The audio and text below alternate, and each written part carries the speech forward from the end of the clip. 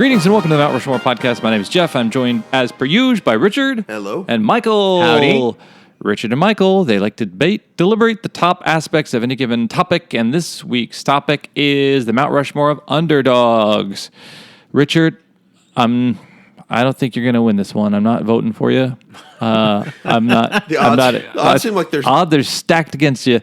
Michael's over there. He goes to the rich kid summer camp. He's wearing an ascot. He comes from money. I'm preening. He's preening. I've just been preening for the last 45 minutes. I saw him in the gym earlier. He's got six-pack abs. He's got all the babes. He pulled up in a Lamborghini. So look at you. You got mustard on your shirt. Your shirt's untucked. I don't even know what kind of... You came here, you literally drove your car across the train tracks to get the laptop you're using right now is just a pizza box. That's right. Just opened up. It's not even a real laptop. But explain to me what you want to deliberate this time around. Just underdogs, not just in sports, but also in life. Okay. Cool. What made you pick this one? I love a good underdog story. Being one myself. Yeah. Trying to give myself a little hope. Trying to pump myself up a little. Cool, man. Yeah. All right. So Richard chose it. So with his affluence and his breeding and pedigree, Michael will go first. I'm going to go with sports as my first topic. Hi, Browntown. It is Hello Browntown. It is Mike Tyson versus James Buster Douglas in February of 1990, where James Buster Douglas knocked out Mike Tyson to win the IBF. I don't know. Let me look at the list. The irritable All bowels, of the them. IBS. The WBC, the WBA, and the IBF He was titles. the undisputed champion. Mike at the Tyson time. owned them all, and he had been champion for a long time. Also the VBA, the Video Boxing Association. That's funny, because the very last note that I have written is that the You didn't have Foxy Boxing at that time? Not yet. Okay. the ultimate outcome of Buster Douglas knocking out Mike Tyson was him getting the shittiest video game of all times of James Buster Douglas knockout boxing. Oh, yeah. It's terrible. Yeah, I had it. Oh, It was you for, did? Oh, yeah, for the Sega Genesis. It was a clone of a game called Final Blow, which was just a game, like a Japanese game that they just changed the name of, redid some of the graphics, Oh, and they excellent. immediately put it out when Buster Douglas won. And Tyson was the champion for a long time, yeah. or he had built up a reputation and built up titles over the last 5 years leading up to this fight. And then Buster Douglas wins, and they put out this shitty video game. 8 months later, he lost to Evander Holyfield. Oh, wow. Buster Douglas, Right. in his first title defense or something. Yeah, it was just his first defense, and it's yeah. just like, oh, thanks, video game universe for. But anyway, so Buster Douglas was a 42-1 underdog.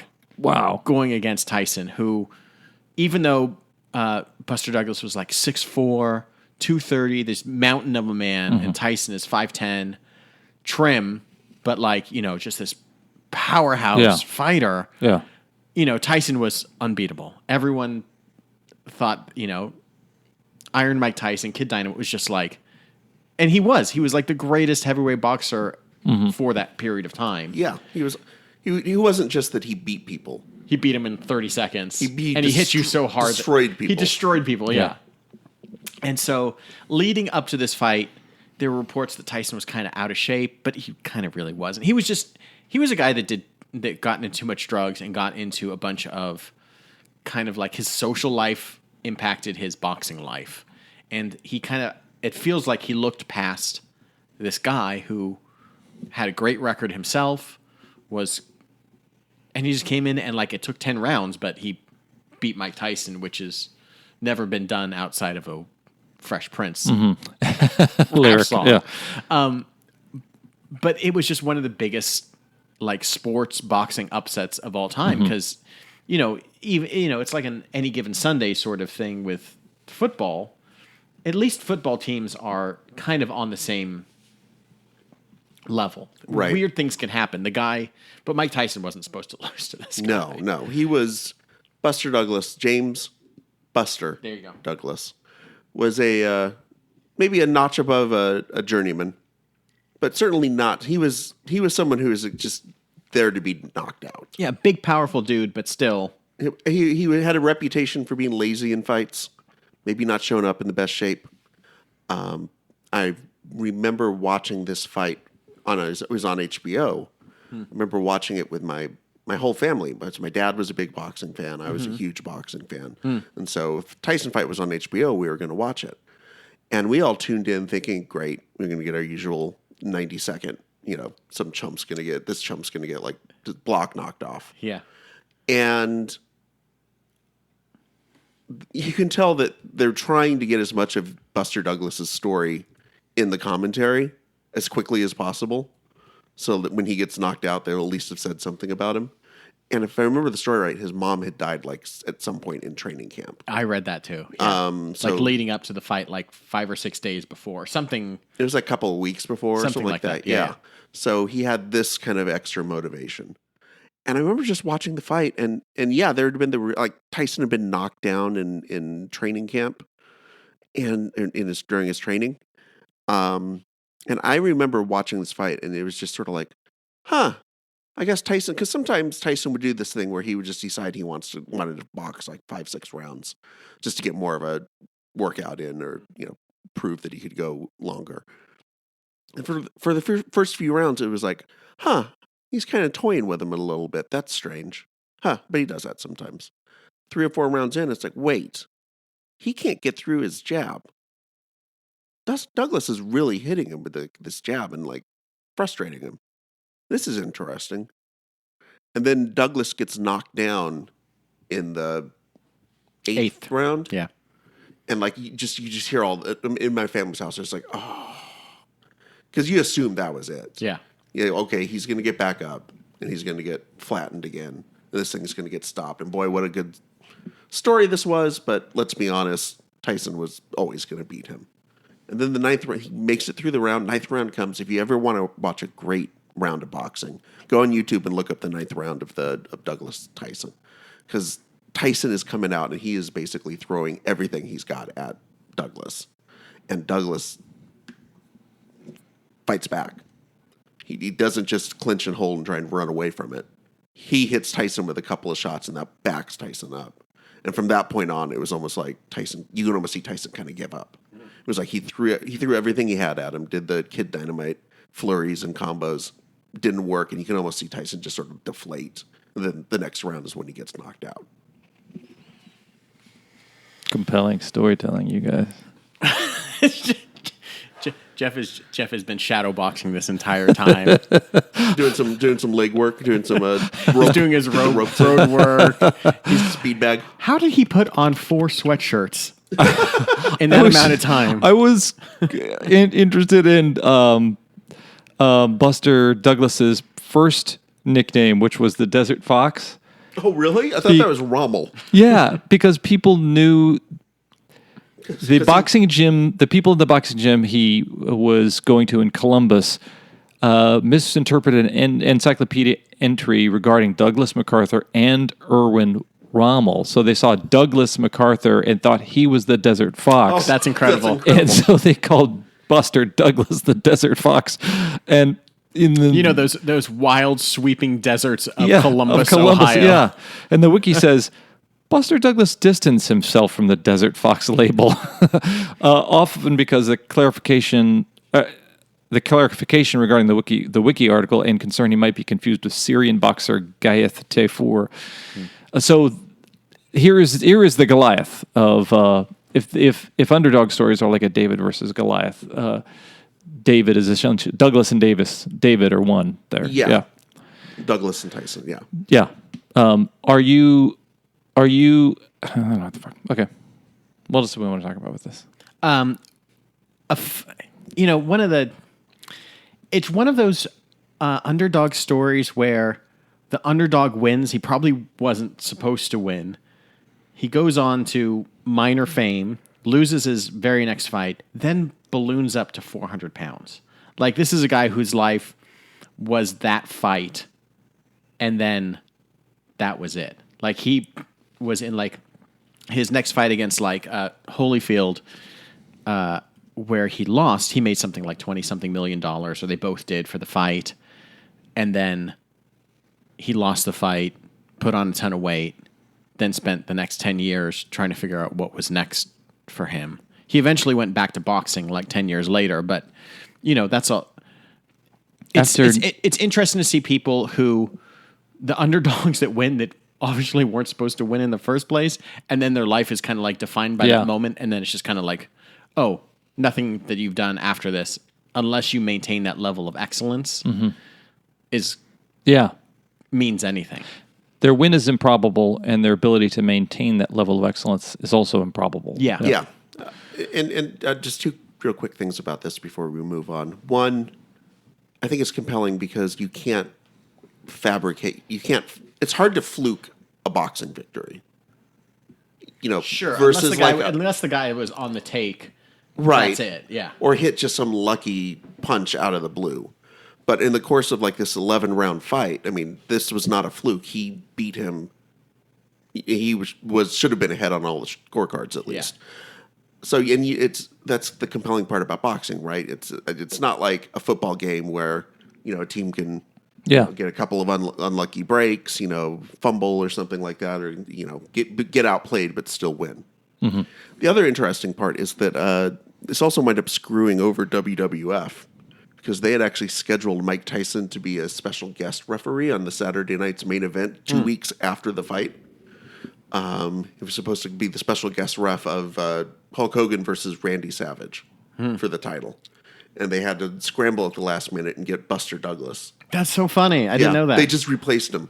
They swapped him out. And I don't think Buster Douglas, even after the victory, had the same name recognition as Mike Tyson would have. That's funny. Tyson later got into wrestling or got involved. They wanted to bring him back in for WrestleMania, like in the late 90s during the Attitude Era. What a crazy... After he did his stint in prison and came out to do boxing. Yeah. Sometimes I dream like maybe someday I'll be on Saturday Night Live, be on the cover of a magazine, or like just be invited. Like, what if Quentin Tarantino at the height was invited to be on WrestleMania or something like that? He would have loved it. Probably He would have loved it. He did everything else. Okay, man, Freddie. You mentioned this a little earlier. Try to impress me, man, Freddie. Yes. David versus Goliath. Also on my list. Okay, good. Yeah. And I wanted to discuss this story. Was this one of those things like I saw Freddie versus Jason? Is this like the same thing? Very similar. Okay, yeah. I want to discuss this story a little bit, specifically the fact that Goliath takes one rock to the head. Yeah, and then out. And he's gone. Yeah. If it wasn't for the fact that he wound up dying and getting his head cut off, I would have said Goliath is on the take here. Oh. Took a dive. You know what was unfortunate was the David knockout slingshot video game for the first Nintendo was terrible too. They gave him a video game immediately after, and like it's just you just have to like. That's it.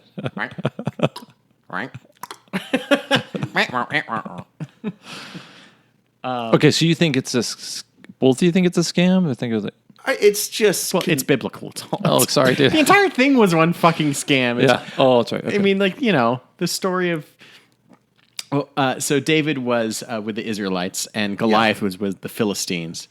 And so the story is that the Philistines in this one battle, X amount of years ago, whatever, they would send out a champion every night for something like 40 nights or whatever it was. Right. And the Israelites had to send out their champion, and they'd always lose to Goliath. And their king wouldn't go out. Yeah. Saul, yeah. And so Goliath would come out with this huge spear and his armor, and eventually... Spear and magic helmet? Spear with magic helmet. Is that Elmer Fudd? Yo. Oh, my God. Oh, wow. Yeah. We went off into a what's opera doc? Jag there for a second. Didn't think we'd get there, but we did. So, and then eventually, much to the protest, I believe, of Saul, David goes out, and he's a smaller guy. He doesn't go out with any armor, and he goes out with like a single spear and his slingshot and some rocks that he grabbed from the river, and then kills him, cuts his head off, and brings it back. Cuts his head off too. That seems a little over the top. That's an excessive celebration. That's a little extra. In my mind, Goliath is a giant. Is he not in? Yeah, he's supposed to be like 9 feet tall. So is Saul, by the way. Saul is supposed to be also a giant. That's how you know all of the Bible is liars. These people are 10 feet tall colossus people. Yeah. What was Davy and Goliath? Was the claymation type Yeah, of that thing? was the Davy. Yeah. There were the I never had the Bible channel that was on or whatever that was never definitely playing. on the sub-independent channel. Okay. Yeah. Okay. On the UHF Yeah. dial. Okay. Okay. Then you each have that. So, Michael, what? Richie can go again Okay. for a second. I can. And I'm going with the Miracle on Ice. I okay. assumed you would. Yeah, this was for me. This is actually my first memory is of this of Now, watching. I the saw hockey the Ice team. Capades production of The Miracle Worker. Is this a different thing? A lot of people. That's the one that's the one with Dave. That's when Helen Keller slammed up against the Yeah, I glass. was going to say that's a lot of people like just falling. Yeah, okay. Basically, is what the Miracle Worker on Ice is. I apologize. I cut you off. Okay. No problem. Yeah. For that kind of For humor. that kind of great joke. Yeah, I got to make room for that, Yeah. Jeff. Miracle on Ice. Miracle on Ice, 1980 Olympic men's U.S. hockey team, defeating the mighty Soviets 4-3. To not win the gold medal necessarily, everyone thinks that they won the gold medal with that. They actually had to play one more game against, I believe it was Finland that they had to play. Oh, I thought it was that. Yeah, no, that was actually like the semifinal game. Did they Okay. win the gold medal? They did win the gold Okay. medal Yeah. because that would have been a real bummer That would have been a real Buster Douglas situation. if they had managed to get all fat and lazy like in the 2 days in between games. This was literally my first memory is of them playing Czechoslovakia, and I would have been 4 at the time. And I remember watching this as one of the preliminary games, and Czechoslovakia was supposed to be like basically the second best team in the tournament. And the U.S. just absolutely rolled them like 7-3 or 10-3 or something like that. And I remember after the game, I was super excited, and I remember telling my dad, well, if they just beat the second best team in the world by that much, they should be able to beat the best team in the world too. And my dad just kind of chuckled and was like, no, son, that's You not fool! You fool. how you little Do you think that David could have beaten Goliath with a single sling to the head? That's how your dad. That's how my dad talked. dubbed in. Exactly. Were you Damn fool. You simpleton. did you grow up in my house? Little man Freddy, what do you think is going to happen? But so I remember I have a distinct memory of that because nobody thought the U.S. was going to stand a chance. These were all college kids Yeah. or guys playing in the minor leagues versus this Russian team, the Soviets, who were all part of the army, quote, air quotes.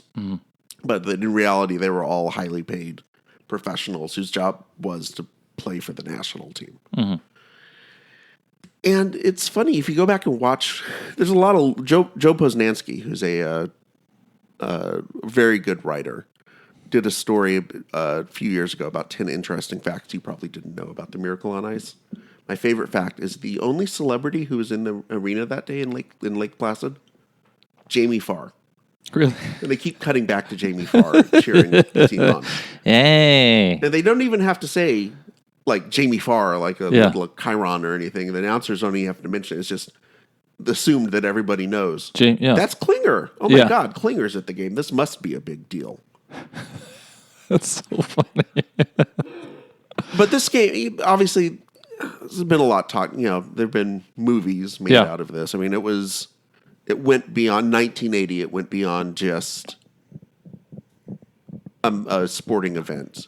It really was, in a lot of ways. I don't know. I don't know if I buy that sort of.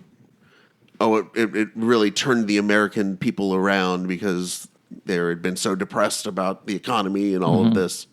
It was just a hockey game. Yeah. I mean, I think in hindsight, we want to try and give things more significance Oh, than of course, they have. especially during the Cold War. You want to anytime you can feel like you're getting a leg up, and then can kind of rewrite history with how important it was to beat the Russians.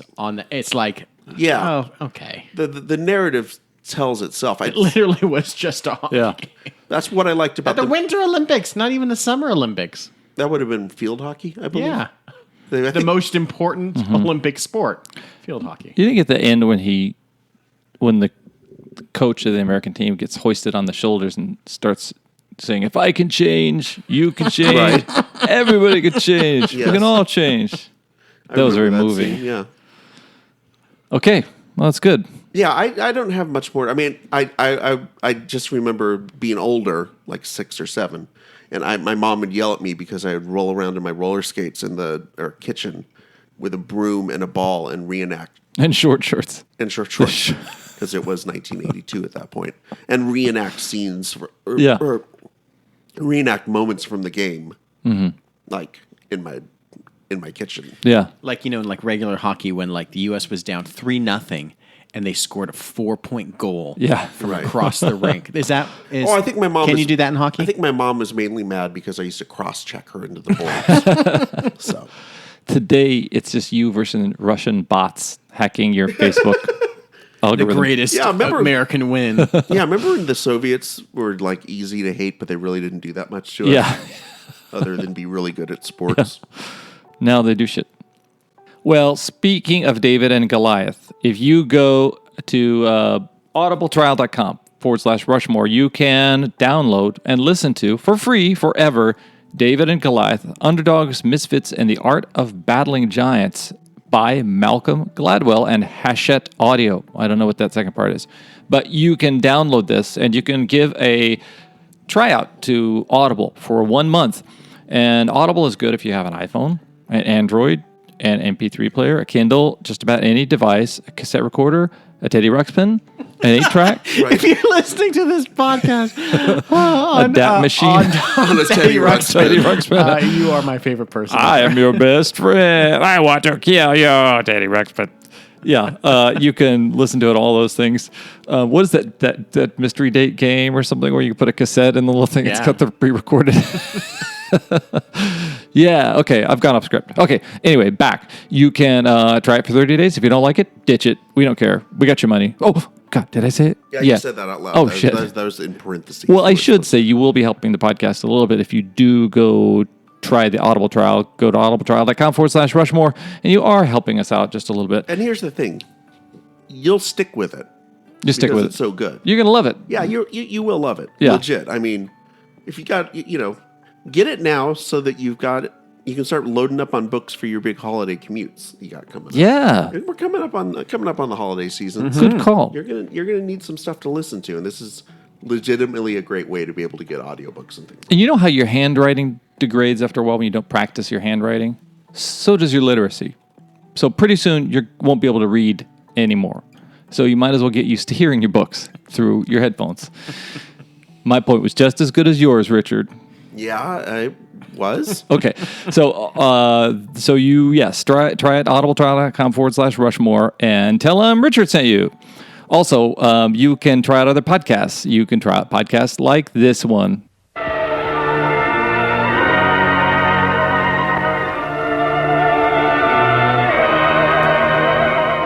Prepare for a spine-tingling, nerve-shattering podcast featuring all your favorite monsters.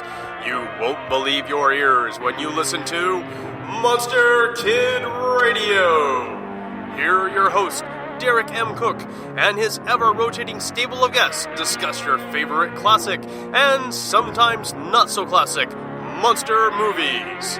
Subscribe to Monster Kid Radio through iTunes or Stitcher, or visit monsterkidradio.net before the next weekly episode of Monster Kid Radio. Go through the archives for interviews with Sarah Karloff, Victoria Price, and Joel Hodgson. Listen to discussions about movies like Creature from the Black Lagoon, Island of Terror, and King Kong. And don't forget convention coverage from Monster Bash and the H.P. Lovecraft Film Festival. Classic monsters, modern talk, and the head of Rondo Hatton. Only on Monster Kid Radio.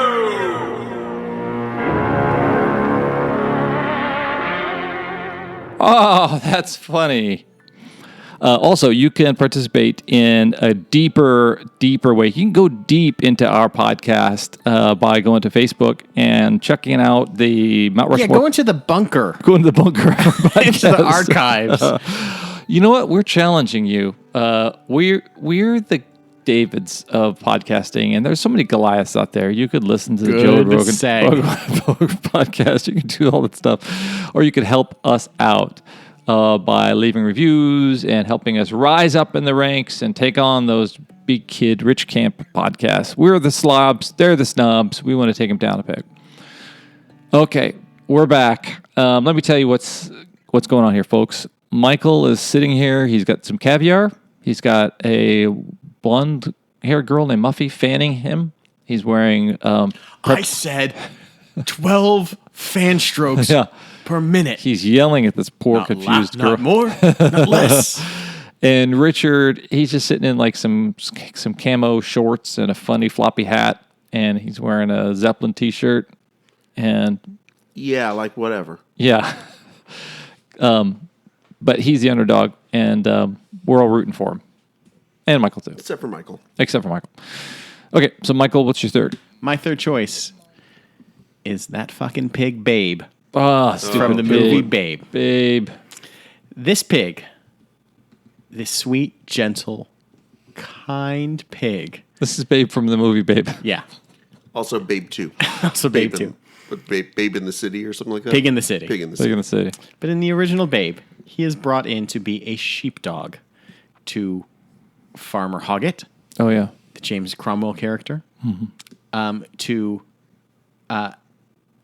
Farmer Hoggett's dog gets injured in some sort of storm. Falls in a wood chipper.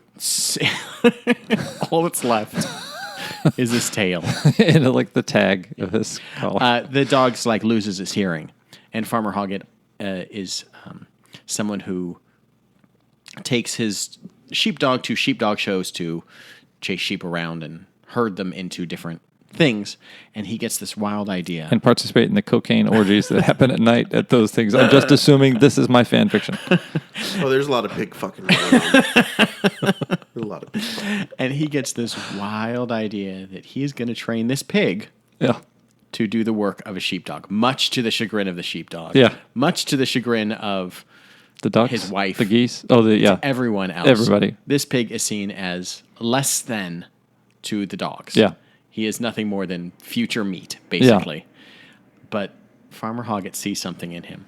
And just like in every Air Bud movie, he takes this pig to the sheepdog things, and he looks in the rules and says, and it sees that the dog does not have to be a dog. And he takes this pig up. And this pig, he herds them sheep. Yes, very politely. Yeah, not by being mean, not by barking, but just by being gentle. Yeah. And asking the sheep very nicely, would you do this and that? Mm-hmm. And what proceeds is 2 minutes of the most incredible cinema moment. Yeah. It's nearly silent. Yeah. As these sheep are just walking across the screen, led by this pig. And James Cromwell is just standing there with his hands on his cane, silent. Yep. And he herds the sheep around. They go like in a 2x2 line, basically. Like this perfect lineup. And then the most incredible mic drop moment is when the sheep all get herded, just walking very calmly into the pen. And like James Cromwell, like slowly closes the pen door. And he does like this small like nod to camera, like this small head movement where he's like, and that's it. And then closes it. It's like this mic drop, and everyone, like the audience explodes. His wife is watching on TV, and she is so embarrassed up until then. She can't believe it. Her world is ruined. Everyone expects this pig to fail, and of course, the underdog, the underpig. And then after that, the pig directs the sheep to go attack the audience. People didn't realize that the sheep actually had. Michael's been watching a lot of Great British Baking Show and like a lot of stuff. I've loved Babe as a movie since when it came out. Yeah. Super underrated. Amazed that this movie was also nominated for Best Picture. Written by George Miller. Directed too, right? No. Someone else. He directed the sequel. Oh, okay. But the guy from Mad Max. The guy from Mad Max wrote the movie about the gentle New Zealand pig. I'd like to know, because this is being televised, because they show the animals back at the farm and the wife watching this. Yeah. Just what is going on New Zealand television? Nothing. That's just this. This is literally on every channel. There is literally no other things to watch in New If you Zealand. look at their calendar, it's just like empty. What's going on in New Zealand? They're just waiting for 1999 and for the Lord of the Rings films to be filmed. They've just cleared the slate for Peter Jackson for about 5 years. They're like, okay, let's build up all this more stuff. Twiddling for Taika Waititi to come around and direct a Thor movie. So what attract, like, what's so, is it just because the underdog is not a dog even? He's not even that, he's the underpig in this. And he does it in such a gentle, unassuming way. Yeah. Yeah. It's that this is someone who shouldn't even be, this is the class, I shouldn't even be here. Mm-hmm. He has no business doing any of this, but he's just this nice pig that this farmer sees something in. Yeah. And there always seems to be an underdog quality of they're not supposed to be here. Mm-hmm. This isn't their arena. They're definitely not supposed to win. Yeah. And he does. And he does it in a way that is unexpected, be it a single pebble to take down Goliath in his forehead. Yeah. It's a pig that's gently asking these sheep to walk around the pen and do it in a way that none of the other sheepdogs do. And I think that those are the two aspects. It's the unexpected and it's the, out of place. Mm-hmm. Definitely doing it based on just nobody thought to just kindly ask before. If this sheepdog would have done that, it would have gotten a lot farther. So. I think there's a great there's a great moment earlier in the film where Babe tries to emulate the sheepdog, and he tries being like loud and angry, and these sheep are just like, what are you doing? Yeah. You're not this person. Don't try to be. Like, well, I'm so sorry. Yeah. I just, the farmer asked me to do this. She's like, well, why don't you ask nicely? And he's like, oh, okay. Yeah. And then that's like, oh yeah, of course. The dogs know how to be dogs, and when the pig tries to be the dog, it's going to fail. So I love that. Stay in your lane, pigs. The stakes there are is life or death, because this pig, he's going to be ham. The stakes are ham stakes. Yeah, they're ham stakes. This, for some reason, I don't know if any of you would have chosen this, but maybe it's the kind of pastoral setting. But have you seen Cold Comfort Farm? Yeah, it's a great movie. Yeah. It does have all these very like Bronte-esque kind of Gothic kind of archetypes who confront this young woman who comes to this farm to meet. She confronts the brooding patriarch, the brooding matriarch, the brooding preacher, the swarthy stable boy. And each point, she just kind of very deftly outwits them. So she wins like Babe does by her wits, not by any kind of might or anything like that.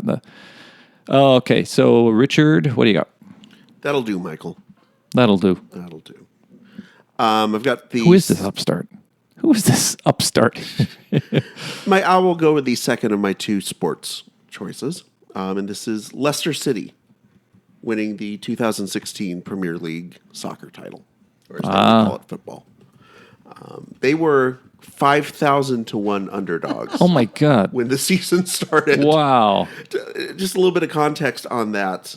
In 2013, the bookmakers gave Bono a 1,000 to 1 chance to be named Pope.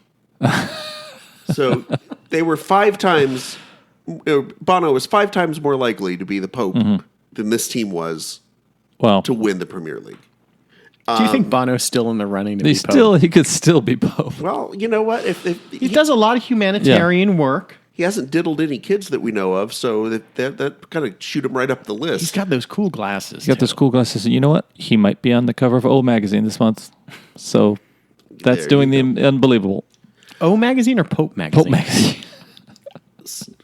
So Leicester City had almost been relegated the year before. What does that mean? The bottom 3 teams in the Premier League, which is the top league, get sent down basically to AAA.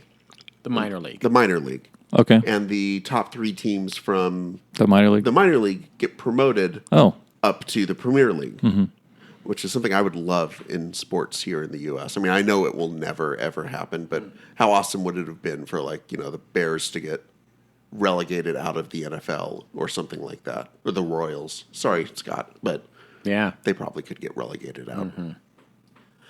And so Leicester had really had this incredible escape at the end of the season where they were almost sure to be relegated, and they won like 3 or 4 of their last games and just barely missed out being relegated. So that's why the odds against them were so long. And the other reason is... the season previous. The season previous. So that's why the odds were so long coming into that season. And the other reason is I will explain it by reading to you the list of the past 20 winners of the Premier League for the season before, leading up to that season. This is where Richard's going to basically do a lot of Command C and then Command V.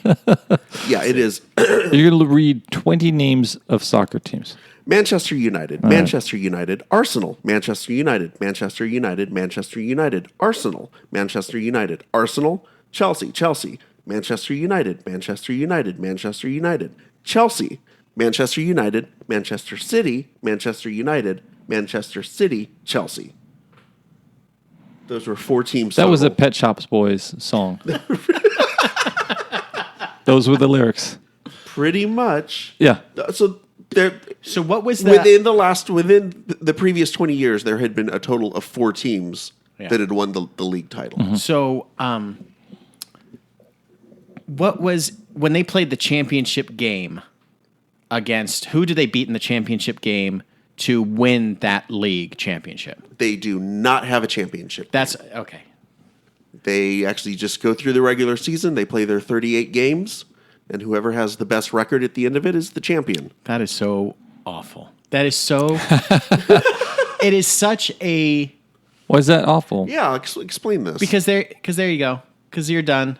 It seems very civilized. What if you're a few games up going into the last few games of the season? Then you win the title.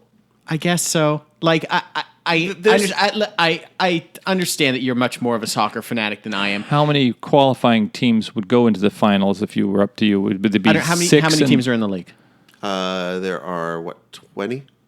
So you take the top 4, take the top 6 or whatever you do. So it wouldn't be somebody could be kind of they perform kind of middling, right? And they you take the top teams, then you like in every other sport there is a college bracket. Even within the World Cup, there is a bracket, or the World Cup of soccer. There's a bracket that leads to upsets happening and the best teams playing into a champion. You have to beat the champion. I get it. I'm also being kind of just a dick now. Yeah, you are a little bit. Because I remember us talking about this a few years ago, or whenever this happened. But like the idea that there isn't a championship game, that the season just ends. You want a Super Bowl. You want a Super playoffs. Bowl of soccer. You want this in every sport, or at least every American sport. You want there to be something that is definitive of. Maybe there is the team that isn't as good coming in, but playing their best at that time. Mm-hmm. Maybe, what is it, Leicester City? Yeah. Maybe they were playing their best throughout the end. That's fine.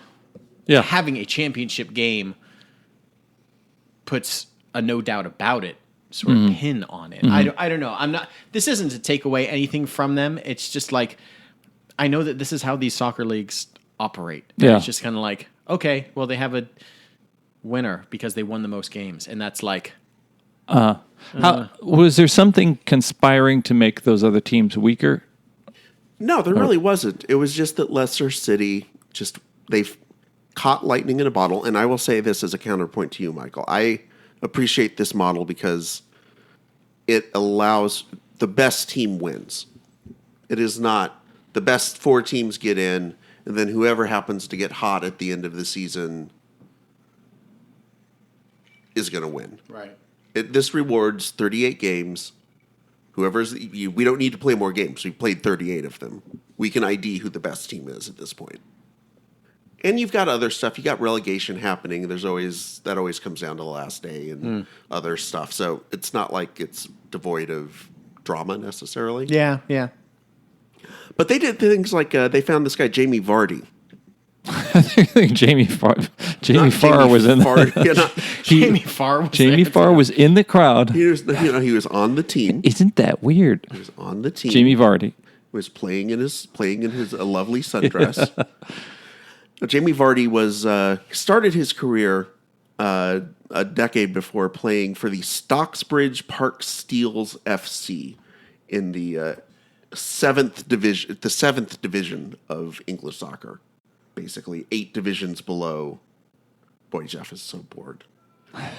Jeff is so bored with hot soccer. I'm just imagining chimney sweeps from Mary Poppins playing soccer. He had basically started like in the lowest of the low minor leagues and had played his way up. It'd be like rec league softball here, and then he's playing in the major leagues. In the major leagues, that's exactly what it was. And he went on this like record goal scoring streak. I think he scored in like 11 straight games or something like that.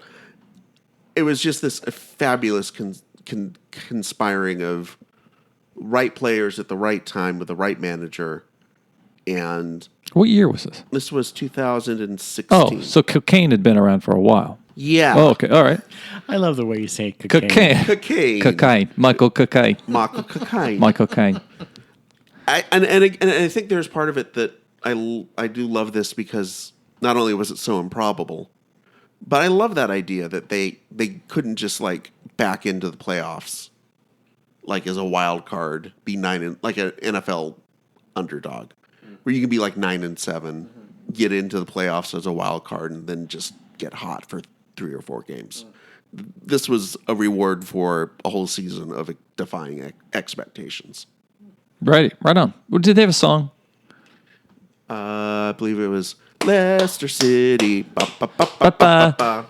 Just one guy clapping. Lestercity.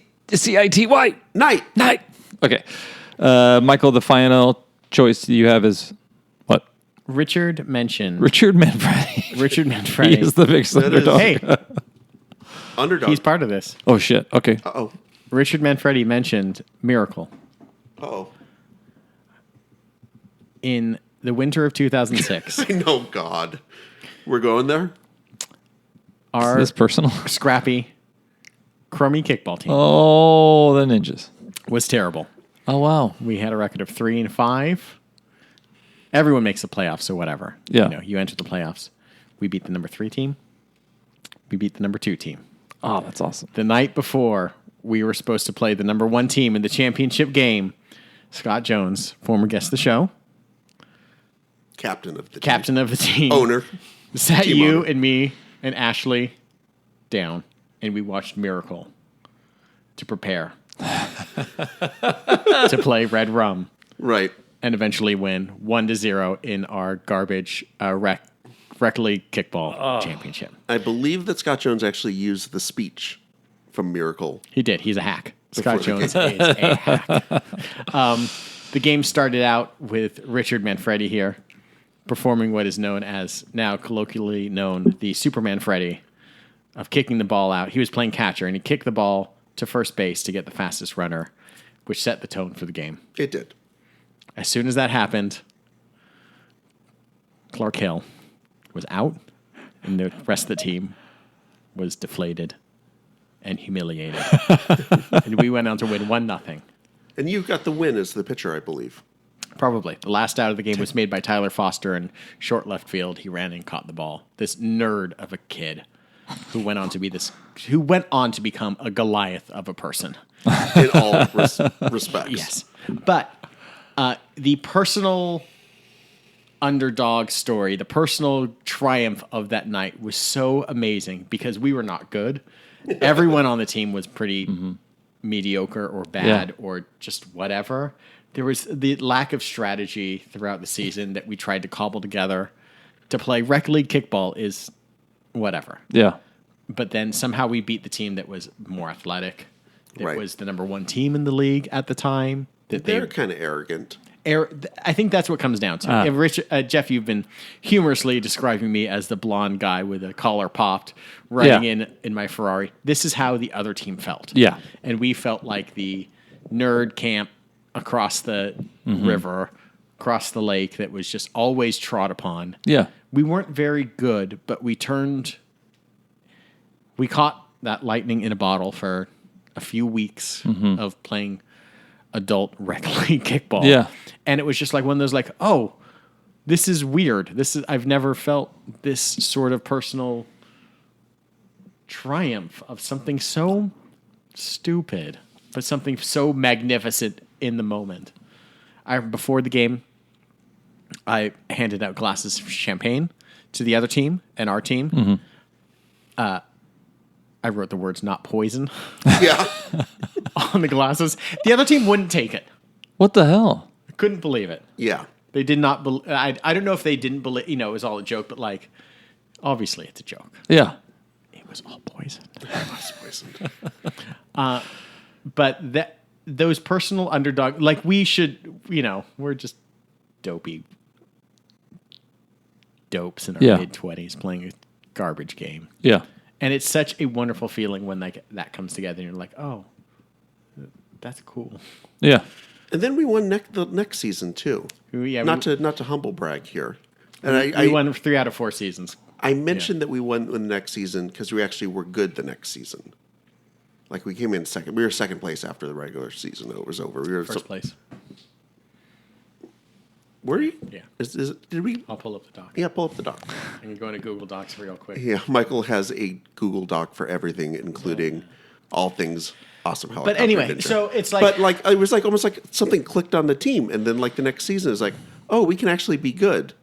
Then we went out and we're actually good. Mm-hmm. We didn't actually upgrade the team at all that much. I don't psychological. remember. Yeah. So something psychologically clicked with the team. Like you downloaded Kickball, like Neo downloads Kung Fu. The worst download ever. No, you're right, Richard. We were third in the league at 6-2. Yeah, so we went Going from into the playoffs. 3 and 5 to 6 and 2. Yeah. So something clicked. Yeah. Scary Ghost Edition. Richard, what's the last one? Oh, Sorry, I'll bring up a quick underdog kickball thing with you too, Jeff. Because at some point, I know what this is. yeah, we were talking about it the other day. At some point, a year or so later, we were playing in another league. Oh, yeah. And I had put together a team of The best team. Yeah. The Hope Olympians, yeah. the Hope Olympians Yeah. of players from a bunch of other different teams. It's like basically when the NBA Summer Olympic basketball team. Right. I thought you were going to say the Warriors when they suddenly had Kevin Durant and No, Steph but Curry. it's like when you get like the best players from all the different NBA teams, and then you go into the Summer Olympics and you just Crush Angola. crush everyone. We played your team, which was basically a 1-to-1 transplant. Yeah, it was The same Trey thing. Yeah. Stafford explosion became the Bob DeRosa apocalypse. Bob DeRosa, former guest of the show. Yeah. And in the semifinals, you guys beat us. I don't remember what the score was, but it was like... By a run. I don't remember. It was. I'll have to look it up. I remember these things. But you guys beat us, and I remember it being like the opposite feeling Oh, yeah. of being the scrappy underdog. It was like the gloating, the way too good team. Preening assholes. Yeah, we became, yes, exactly. We became the preening assholes, and then we lost in the semifinals to you guys, who eventually went on to win the championship versus another team that night. Oh, yeah. And it was just one of those like, I can take this all for granted, Yeah. and this can all go away instantly within a year, and have that feeling of, I shouldn't feel, I shouldn't feel this way, I guess. I remember feeling that with the win, too, was like, this was so, like, I think it was Spitz was on this. Was it Crack Me or I forget what team that was that it was Acme or Crack Me or something, yeah. I remember thinking the win, I went into that final game so ready to, well, one, I liked your team better than our team because I was mad that I was the captain of our team because I wasn't supposed to be. And I didn't want to, I don't know. I liked you guys had a theme, all this kind of stuff. We dressed up as a combination of hobos and Olympians and did hobo Yeah. Olympian did sports. not. We treated the game like pretty badly. We were assholes. We had a person on third base with a pie sometimes. Yeah. Yeah. And then a hobo would try to turn around, rounding third would try to steal the pie. Yeah. It was from the windowsill. I would have much rather put intellect towards having creative fun than winning the game. But I remember at some point I had people on my team say, "We got to figure out how to, win." I don't know. One, I don't know, and I have no idea. So if you have any hints, My main memory of that game is actually that we had a cooler full of ice water that we had brought to the game that we were going to, because we were in our presumptuous dick way, we were so sure we were going to win the championship that we wanted to dunk you in a ice water shower, and then we lost. So then we did it anyway. Yeah, I still got dunked with ice water, and I had to go and the next game. You're welcome. Yeah. Richard, your final. Final one is Jimmy Carter. winning the 1976 presidential election. And even more specifically is Jimmy Carter winning the Democratic National Party's endorsement, becoming the Democratic candidate. Because he was a nobody. He was... I didn't realize that. I didn't realize, yeah. He was the governor of Georgia at the time, but he had basically no standing in the national stage. It would be like any random governor from Utah trying to run today or something like that, who has no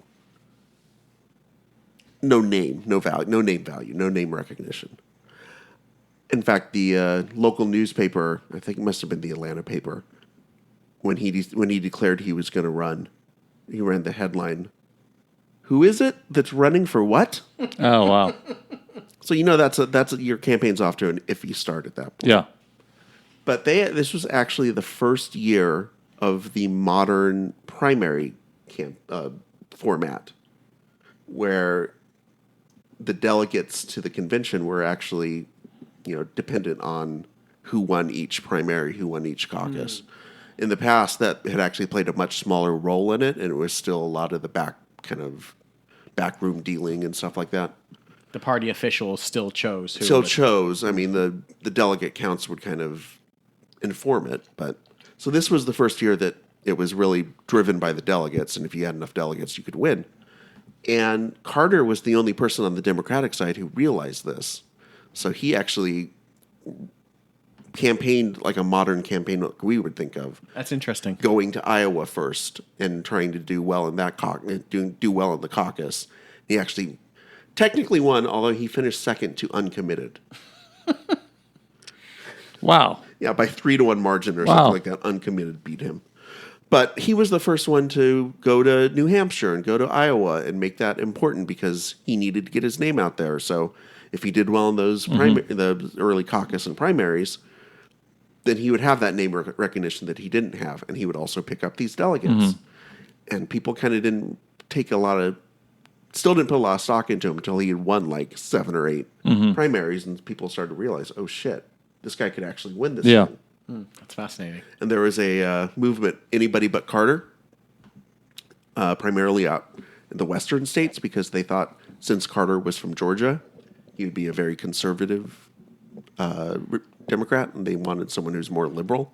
So that's why Jerry Brown wound up coming into the race late and running. But at that point, by the time he came in, there had been so many primaries and things. Big Mo. Wow. Big Mo hit, yeah. I don't know what's that mean? There was this gigantic person named Mo that they called Big Mo. Big Momentum. Oh, okay. Sorry. I thought it was gigantic. It was 9 foot tall. Right. Very similar to Goliath. Then They called Carter, him Big Mo. Carter hit him with a slingshot. He had a peanut Yes. in that slingshot, and he took him down. Right down. And, he won the nomination and then wound up beating Ford in the general election. And he was just somebody who came out of a peanut farmer, essentially. Yeah. Came out of nowhere and we'll never see someone again come out of nowhere and shockingly win the presidential election. Listen, I guarantee that the post-Trump presidency is not going to be 40 years of building homes for the homeless.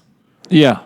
Literally, it is going to be the opposite of that. It's going to be kicking people out of his shitty apartment buildings to make them homeless. Jimmy Carter is a saint of a person. Like, I don't know what he was like as a president, but ever since then, his entire life has been dedicated to Habitat for Humanity. His and he's 90-something years old. His integrity speaks for He itself. is like... We talked about doing one of those possibly at some point, the Mount Rushmore of people who, if we found out something bad about them, we'd go, oh. Yeah.